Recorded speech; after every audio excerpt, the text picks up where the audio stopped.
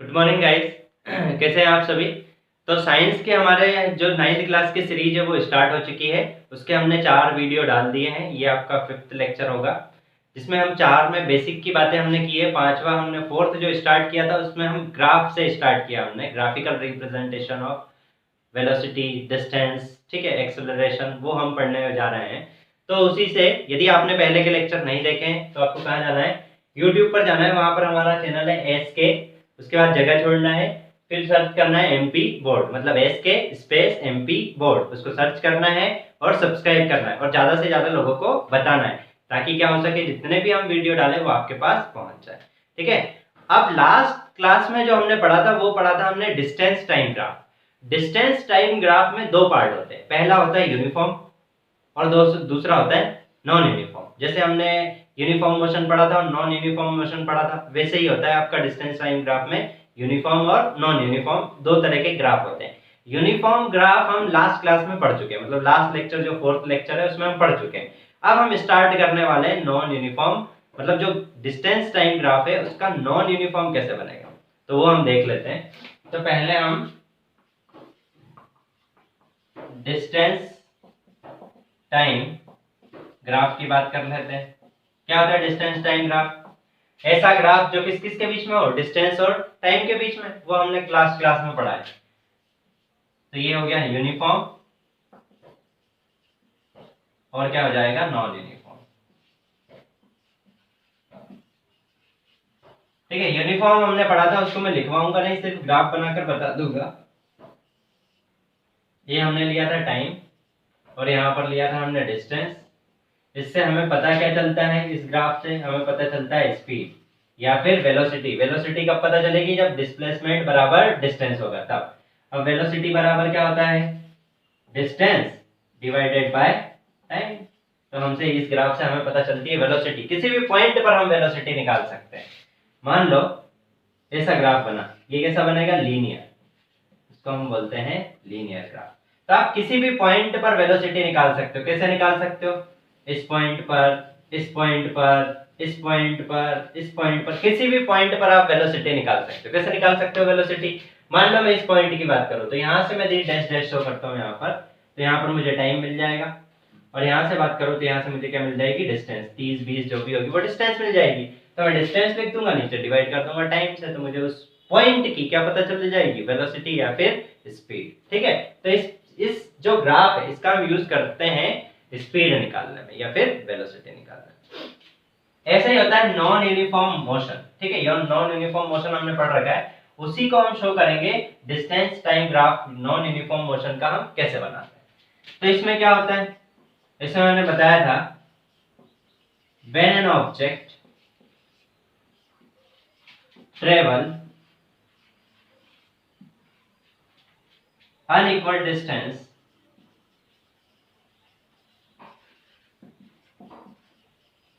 in equal interval of time. When an object travel unequal distance in equal interval of time, equal interval में unequal distance travel करे तो उसको बोलते हैं non uniform motion. ठीक है, उसी का हमें ग्राफ बनाना है। तो वो ग्राफ कैसे बनेगा, ग्राफ आपको याद रख लेना है सिर्फ। ठीक है, वो कैसा भी हो सकता है लेकिन उसका जो वेरिएशन होगा स्लोप का वो कांस्टेंट रहता है। जैसे यहां से मैं बनाऊं तो इस टाइप का ग्राफ बनेगा। ठीक है, इस टाइप का आपका ग्राफ बनेगा। ठीक है, हमेशा आप ध्यान रखना कि जितना भी हम ये मोशन वाला पार्ट पढ़ रहे हैं इसमें जितने भी ग्राफ होते हैं वो उनका जो कर्व रहता है वो लीनियर रहता है। कर्व लीनियर रहने का मतलब कभी भी आपको इस टाइप का ग्राफ नहीं मिलेगा। ठीक है, मतलब ये तो फिर भी वेरी हो गया, बिल्कुल इस पॉइंट टू पॉइंट ग्राफ नहीं मिलता है। ऐसा ग्राफ आपको कभी नहीं मिलेगा। ऐसा भी नहीं मिलेगा कि ऐसा हो गया ऐसा, ठीक है, या फिर ऐसा हो गया, ऐसा ग्राफ नहीं मिलेगा आपको। आपको इस टाइप से कर्व ग्राफ मिलेंगे। ठीक है, इस टाइप से कर्व ग्राफ आपको मिलेगा। तो यहां पर हम ले लेते हैं टाइम, ये टी ले लिया हमने, और यहां पर ले लिया हमने डिस्टेंस। ये इसको मीटर से शो करेंगे। ये आपका हो गया वाई एक्सिस। वाई एक्सिस पे हमेशा डिस्टेंस लेंगे और एक्स एक्सिस पर क्या लेंगे, टाइम। अब मैं किसी पॉइंट की बात करूं, मान लो मैं इस पॉइंट की बात करूं, तो यहाँ पर जो है टाइम भी 0 है और डिस्टेंस भी क्या है, 0।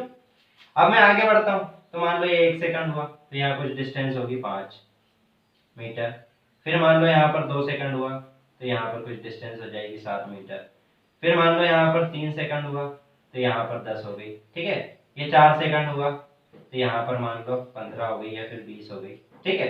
और कहीं हम बढ़े 5 सेकंड पर, यहाँ कहीं पर, तो यहाँ पर 24 हो गई, ठीक। तो ये डिस्टेंस क्या कर रही है, वेरी कर रही है, इंक्रीज हो रही है डिस्टेंस भी, टाइम भी इंक्रीज हो रहा है, लेकिन ये जो अमाउंट है डिस्टेंस इंक्रीज होने का वो इक्वल नहीं है। जैसे यहां से आप देखो तो इन दोनों का डिफरेंस कितना है, 5 का, लेकिन 5 और 7 में कितने का डिफरेंस है, 2 का। फिर 10 और 7 में कितने का है, 3 का। और 20 और 10 में कितना है, 10 का। और यहाँ पर कितने का है, 4 का। मतलब ये डिस्टेंस इंक्रीज तो हो रही है बट अनइक्वल अमाउंट में। किस अमाउंट में, अनइक्वल अमाउंट में इंक्रीज हो रही है। जैसे यहाँ पर 5, यहाँ पर 2, फिर 3, फिर 10, फिर 4, मतलब इंक्रीज हो रही है, लेकिन हमें नहीं पता है कि कितने अमाउंट में इंक्रीज होगी। तो इसलिए बोलते हैं हम इसको non uniform distance time graph. क्या बोलेंगे इसको, non uniform distance time graph, ठीक है। ये आपको सिर्फ याद रखना है, ठीक है। इसको बनाने वाली मेथड आपको याद नहीं रखनी, आपको ध्यान में रखना है बस ऐसे बनाया जाता है, ठीक है। अब हम आगे बढ़ते हैं नेक्स्ट हम क्या पढ़ने वाले हैं, तो देखते हैं अभी हम देखिए गाइस, अब हमने पढ़ लिया है डिस्टेंस टाइम ग्राफ, अब हम आते हैं वेलोसिटी टाइम ग्राफ पर। नेक्स्ट है हमारा velocity time graph,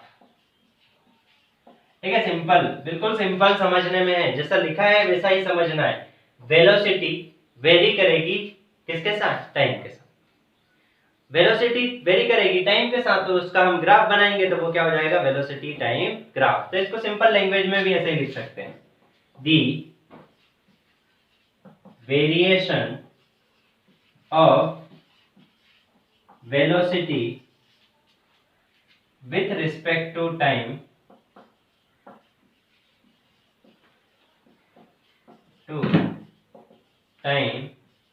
is represented by velocity time graph, ठीक है। वेरिएशन जो है वेलोसिटी का, वो टाइम के साथ कैसा वेरिएशन हो रहा है और उसको हम रिप्रेजेंट करते हैं किसमें, वेलोसिटी टाइम ग्राफ में, ठीक है। उसको किसमें रिप्रेजेंट करते हैं, वेलोसिटी टाइम ग्राफ में। अब देखिए 3 टाइप के हम वेलोसिटी पढ़ेंगे। पहले में हम क्या देखेंगे, यूनिफॉर्म एक्सेलरेशन, ठीक है। पहले हम क्या देखेंगे, यूनिफॉर्म एक्सेलरेशन। फिर देखेंगे हम नॉन यूनिफॉर्म एक्सेलरेशन में क्या होता है, ठीक है। फिर एक और केस देखेंगे जिसमें वेलोसिटी कांस्टेंट हो, तब क्या होता है, ठीक है। 3 ग्राफ हम इसके देखने वाले हैं, uniform motion, non uniform motion और फिर वेलोसिटी कांस्टेंट हो तब क्या होगा, ये 3 केस हम देखने वाले हैं। तो सबसे पहले हम देखेंगे कि when the velocity of an object is constant, जब कोई भी ऑब्जेक्ट है उसकी वेलोसिटी क्या हो, कांस्टेंट हो। कांस्टेंट मतलब हम उसको फिक्स कर दें एक वैल्यू, मान लो 30 किलोमीटर पर आवर, 40 किलोमीटर या फिर 50 kilometre per hour, 60 kilometre per hour, हम उस वेलोसिटी को फिक्स कर दें, ठीक है। और उसके बाद हम ग्राफ का एनालिसिस करें तो हमें क्या मिलता है। तो सबसे पहले कुछ वेलोसिटी हम मान लेंगे। तो वेलोसिटी हमने मान ली है, लेट द वेलोसिटी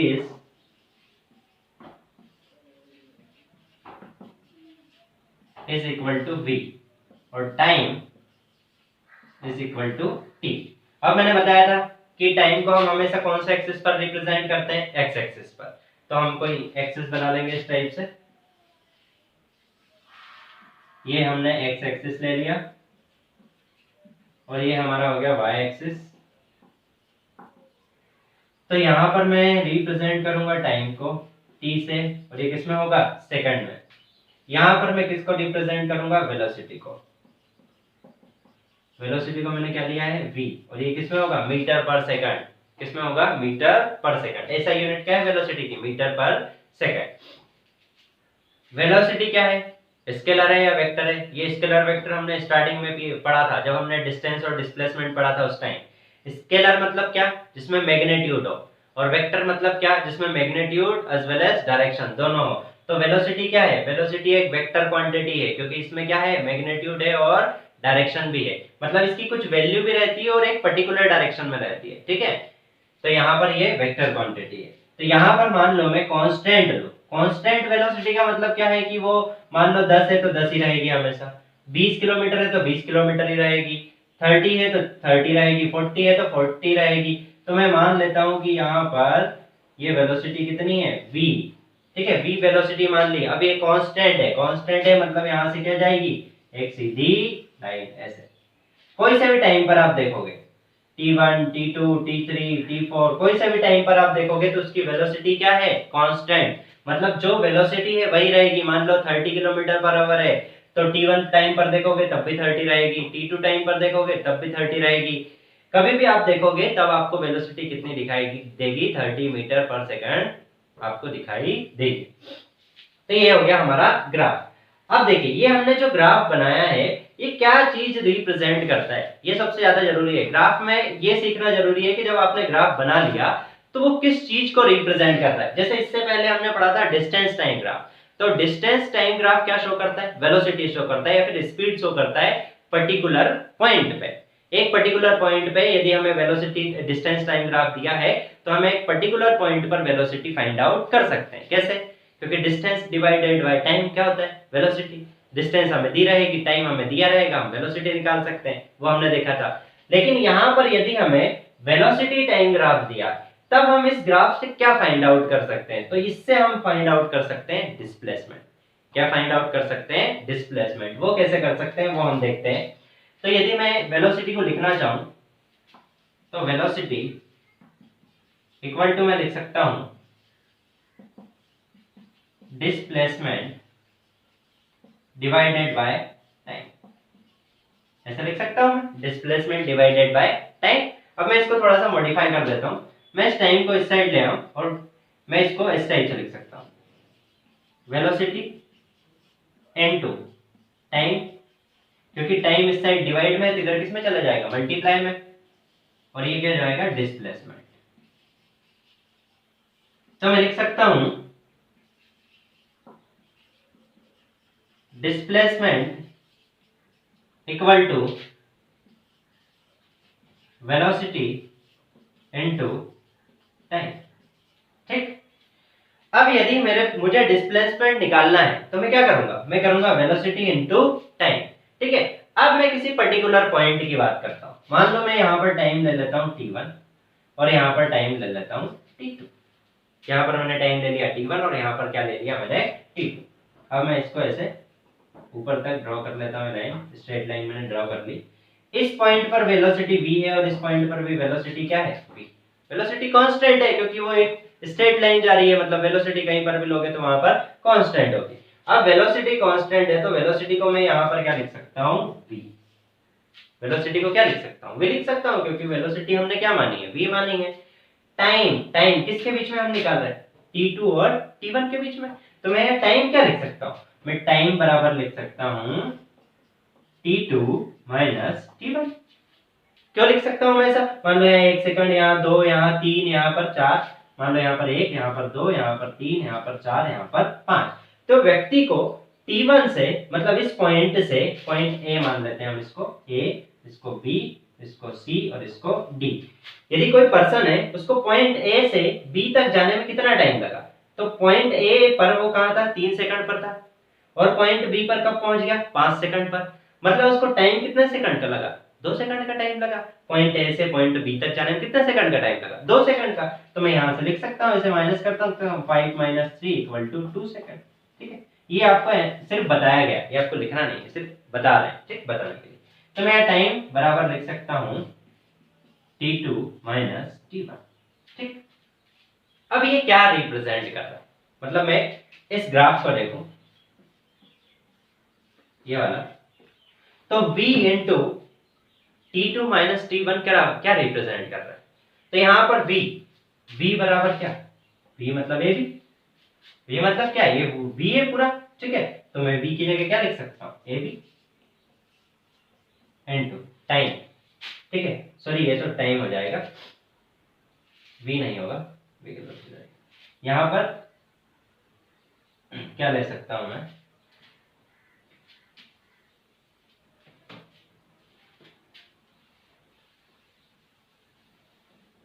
हाँ v को क्या ले सकता हूं, तो ये मेरा क्या है v, ये है v, ये है v हमारा यहां से यहां तक, ये v है, ठीक है। तो v को क्या लिख सकता हूं ad, या फिर मैं लिख सकता हूं bc, bc लिख सकता हूं, या तो मैं ad लिख सकता हूं या क्या लिख सकता हूं bc। तो मैंने लिख लिया यहां पर ad इनटू टाइम, टाइम क्या है t2 माइनस t1, मतलब ये वाली डिस्टेंस यहां से यहां तक, ये क्या शो कर रहा है टाइम, ये टाइम शो कर रहा है। तो टाइम को क्या लिख सकता हूं मैं ab लिख सकता हूं, या फिर क्या लिख सकता हूं dc, टाइम को ab या dc लिख सकता हूं। तो मैंने मान लिया क्या लिख दिया ab, क्या लिख दिया मैंने ab। अब ad इनटू ab क्या शो कर रहा है, एरिया अंडर द कर्व, ये क्या है एरिया है, ये क्या है ये एक एरिया है, एरिया किसका रेक्टेंगल का, ये किसका एरिया है रेक्टेंगल का एरिया, ये एक रेक्टेंगल है ए बी सी डी, एक रेक्टेंगल है, उसका एरिया का फार्मूला क्या होता है लेंथ इनटू ब्रेड्थ, क्या होता है लेंथ इनटू ब्रेड्थ। तो यहां से हमने क्या निकाला, ये एरिया निकाला है, क्या निकाला है हमने एरिया। तो ये जो है डिस्प्लेसमेंट क्या होता है area under the curve,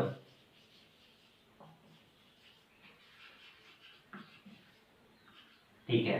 displacement कैसे निकालते हैं हम, मान लो कोई हमें ऐसा क्या दिया गया, हमें वेलोसिटी टाइम ग्राफ दिया गया है, वेलोसिटी टाइम ग्राफ में हमें डिस्प्लेसमेंट निकालना है, क्या निकालना है हमें डिस्प्लेसमेंट। तो कैसे निकालते हैं हम, एरिया अंडर द कर्व निकालते हैं, जो एरिया है वो क्या आ रहा है कर्व के अंदर, वो हम निकाल लेंगे तो हमारा क्या आ जाएगा डिस्प्लेसमेंट, ठीक। आगे सभी को समझ में, एरिया कैसे निकाला हमने, ये जो है ये पूरा एरिया शो कर रहा है, तो एरिया अंडर द कर्व क्या होता है डिस्प्लेसमेंट, किसमें होता है वेलोसिटी टाइम ग्राफ में, मतलब वेलोसिटी टाइम ग्राफ में यदि हम एरिया अंडर द कर्व निकालें तो वो हमें क्या देता है डिस्प्लेसमेंट, ठीक है। इतना सभी को समझ में आ गया। तो ये था हमारा पहला पॉइंट जो हमने पढ़ा, when the velocity of object is constant, जब वेलोसिटी ऑब्जेक्ट की क्या रहे कांस्टेंट। अब दूसरा पॉइंट हम पढ़ेंगे, ठीक है। अब हमने क्या पढ़ा, अभी हमने पढ़ा वेलोसिटी टाइम ग्राफ हमें क्या देता है, यदि हम इसमें एरिया अंडर कर्व निकालें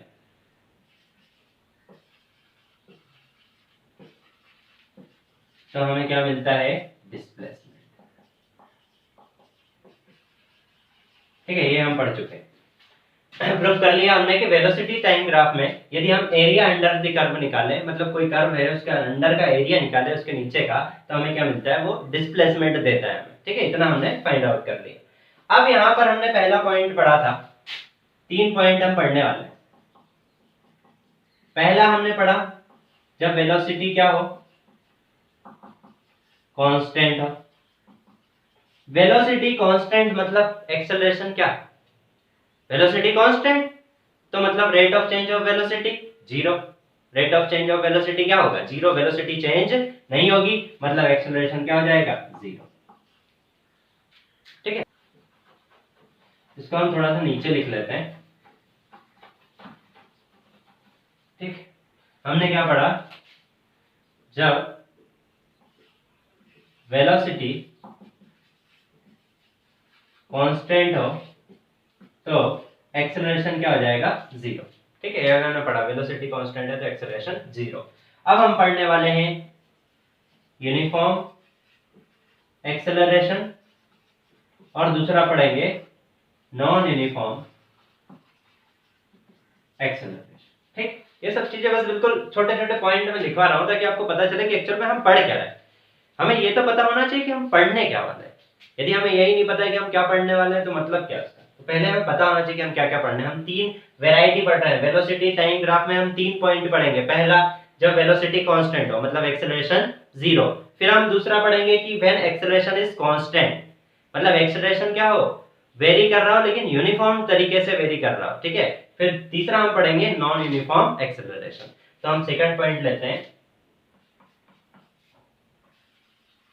यूनिफॉर्म एक्सेलरेशन, यदि यूनिफॉर्म एक्सेलरेशन होगा तो वेलोसिटी टाइम ग्राफ कैसे बनेगा, ये हमें पढ़ना, हमें यही तो पढ़ना है। हमें पता है यूनिफॉर्म एक्सेलरेशन तो क्या होता है, मतलब वेलोसिटी इंक्रीज हो रही है, लेकिन कैसे, धीरे धीरे, इक्वल अमाउंट में, इक्वल इंटरवल ऑफ टाइम में, ठीक है, इक्वल अमाउंट में, इक्वल इंटरवल ऑफ टाइम में यदि वेलोसिटी इंक्रीज हो रही है तो उसको बोलेंगे हम यूनिफॉर्म एक्सेलरेशन। अब ये वेलोसिटी टाइम ग्राफ इसका कैसे बनेगा। अब वेलोसिटी टाइम ग्राफ में हम क्या लेंगे, वेलोसिटी और क्या लेंगे, टाइम। तो हमें वेलोसिटी कैसे इंक्रीज होगी,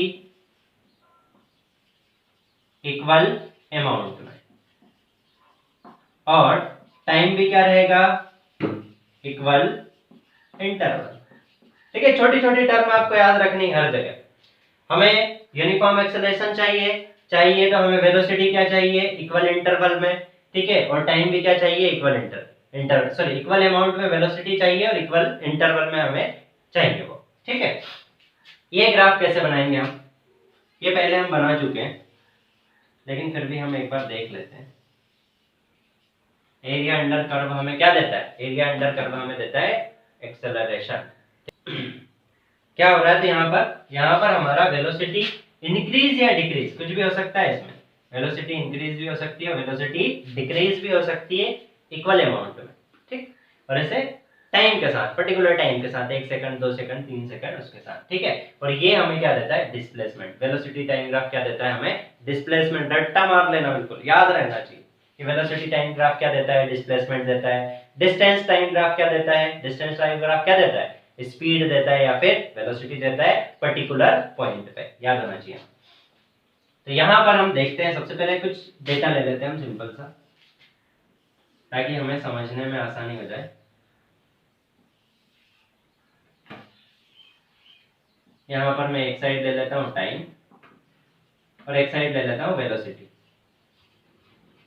ठीक है। टाइम में लूंगा सेकंड में, वेलोसिटी की ऐसा यूनिट क्या होती है, मीटर पर सेकंड, तो वेलोसिटी में लूंगा मीटर पर सेकंड में। अब मतलब टाइम है 0 तो वेलोसिटी क्या है 0। फिर टाइम हो गया 1 सेकंड तो वेलोसिटी हो गई 5 मीटर पर सेकंड। टाइम हो गया 2 सेकंड तो वेलोसिटी हो गई 10। फिर 3 सेकंड तो फिर 15, 4 सेकंड तो फिर 20, फिर 5 सेकंड तो फिर कितनी हो गई 25, और 6 सेकंड तो फिर वेलोसिटी कितनी हो गई 30। ये हमने सिंपल ले लिया डेटा कि 0 सेकंड पे वेलोसिटी 0 थी, 1 सेकंड पे 5 हो गई, 2 सेकंड पे 10, 3 सेकंड पे 15, इस टाइप से हमारी। अब देखिए इक्वल अमाउंट में बढ़ रही है वेलोसिटी, कैसे बढ़ रही है, इक्वल अमाउंट में, मतलब देखिए यहाँ पर भी 5 का इंक्रीज हुआ, यहाँ पर भी 5 का, यहाँ पर भी 5 का, यहाँ पर भी 5 का, और यहाँ पर भी 5 का, इक्वल अमाउंट में इंक्रीज हो रही है। और equal interval of time, 1 second 1 second, सब हर सेकंड के बीच में कितने का डिफरेंस, 1 सेकंड का। बना लेते हैं हम इसको, यहाँ पर 1, यहाँ पर 2, यहाँ पर 3, यहाँ पर 4 और यहाँ पर 5। ऐसे इस साइड ले लेंगे, इस साइड लेंगे तो यहाँ पर हो जाएगा 5, 10, 15, 20 और 25, और यहाँ पर ले लेते हैं 30। ये हमारा क्या है, टाइम, ठीक है। और ये हमारा इस साइड क्या रहेगा, वेलोसिटी। ये किस में रहेगी, मीटर पर सेकंड में, और टाइम किस में रहेगा, सेकंड में, ठीक।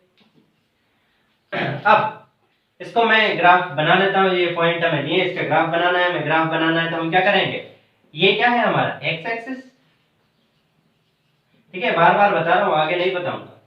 ये क्या है, वाई एक्सिस। अब हमें पॉइंट लेना है तो हम क्या लेते हैं, एक्स कॉमा वाई। तो एक्स कॉमा वाई, तो पहला पॉइंट 0 कॉमा 0, 0 कॉमा 0 क्या होता है, ओरिजिन, जहां से हम स्टार्ट करते हैं वो ओरिजिन 0 कॉमा 0।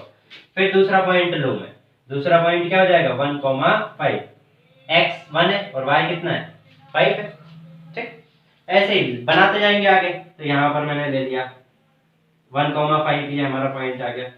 फिर 2 कॉमा 10, दूसरा पॉइंट यहाँ आ जाएगा, ठीक है। मैं स्ट्रेट लाइन में बना रहा हूँ क्योंकि यहाँ पर ग्राफ तो है नहीं, तो हम थोड़ा बहुत इस टाइप में हो सकता है, लेकिन मैं फिर भी ट्राई करूंगा कि बिल्कुल स्ट्रेट लाइन बने, ठीक। और यहाँ पर हम ले लेते हैं 25, इस टाइप से। तो यहां से मैं एक लाइन ड्रॉ करूं, ठीक है, ये स्ट्रेट लाइन है, ठीक है। थोड़े पॉइंट इस साइड हो रहे हैं क्योंकि ये बोर्ड है, लेकिन ये क्या है, एक स्ट्रेट लाइन। मतलब इसको मैं ज्वाइन कर दूंगा तो ये मुझे क्या देगी, एक स्ट्रेट लाइन। यूनिफॉर्म मोशन जो है ना, या फिर यूनिफॉर्म एक्सेलरेशन है, यूनिफॉर्म वेलोसिटी है, कुछ भी है, uniform motion, uniform velocity, uniform acceleration, उसका ग्राफ हमेशा सेम आता है, लीनियर ग्राफ उसका आएगा। ये आपको ध्यान रखना है, यूनिफॉर्म मोशन, यूनिफॉर्म वेलोसिटी और यूनिफॉर्म एक्सेलरेशन, ग्राफ ऐसा ही आएगा, लीनियर। ठीक है, याद रख लो, ऐसा ग्राफ बनता है, सिंपल। अब ये हमने ग्राफ बना दिया। अब ये जो ग्राफ है, ये ग्राफ जो बनाया हमने, तो इसका एरिया अंडर कर्व हम निकालें, एरिया अंडर कर्व, तो हमें क्या मिलता है, डिस्प्लेसमेंट मिलता है। यदि मैं इसका एरिया अंडर कर्व निकालूं तो हमें क्या देगा, ये डिस्प्लेसमेंट देगा। तो इसका मैं एरिया अंडर कर्व अभी निकाल रहा हूं। ठीक है, अब देखिए, हाँ इसको ये देख लेते हैं कि एरिया अंडर कर्व हम इसमें कैसे निकालेंगे। एरिया अंडर कर्व, ये हमने यहाँ पर टाइम दिया था, यहाँ पर हमने ली थी वेलोसिटी। ठीक है, तो ये इस टाइप का हमारा ग्राफ बना था। अब मैं यहाँ पर कोई पॉइंट ले लेता हूँ, मान लो ये टाइम है t1 और ये टाइम है t2। ठीक है, अब ये एरिया अंडर कर्व हमें निकालना है। एरिया अंडर कर्व मतलब इन दोनों के बीच में ये जो एरिया आ रहा है ना, ये हमें निकालना है। ये हमें क्या देता है, displacement. Displacement equal to area under curve, किसमें, वेलोसिटी टाइम ग्राफ में। ठीक है, वेलोसिटी टाइम ग्राफ में displacement equal to area under curve. मतलब ये यदि हमने एरिया निकाल लिया तो हमें पता चलेगा कि इसका डिस्प्लेसमेंट कितना था। ठीक है, तो यदि ए एरिया निकालना है हमें, तो इसको हम कैसे निकालेंगे, तो पॉइंट मान लेते हैं ए बी सी डी, ये पॉइंट मान लिया हमने। अब यहां से क्या करता हूं मैं, यहां देखूंगा तो यहां रहेगी वेलोसिटी v1 और यहां पर मान लेता हूं वेलोसिटी v2 और यहां से एक स्ट्रेट लाइन ड्रॉ करके और यहां पर पॉइंट मान लेता हूं। ठीक, अब मैं यहां से देखूं तो ये जो है ये किस टाइप का दिख रहा है, मतलब ये आप देखो, ये वाला पार्ट कौन सा, A B E D. A B E D को देखें तो ये क्या है, रेक्टेंगल है। ए बी ई डी क्या है, ए बी ई डी, ये क्या है, रेक्टेंगल।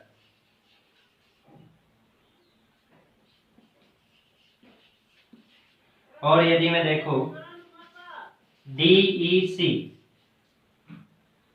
डीईसी को देखूं मैं तो डीईसी क्या है, ट्रायंगल। ठीक, डीईसी क्या है, ट्रायंगल।